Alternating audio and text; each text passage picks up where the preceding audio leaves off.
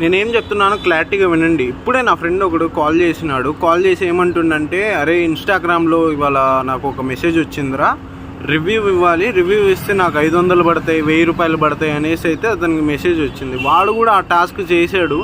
అలా చేసుకుంటా ఏమైందంటే వాడికి మనీ వస్తూనే ఉన్నాయి, లైక్ 1000 రూపాయలు, 2000 అలా చేసుకుంటా అది చివరికి 5000 నుండి 10,000 నుండి 15,000కి పోయింది.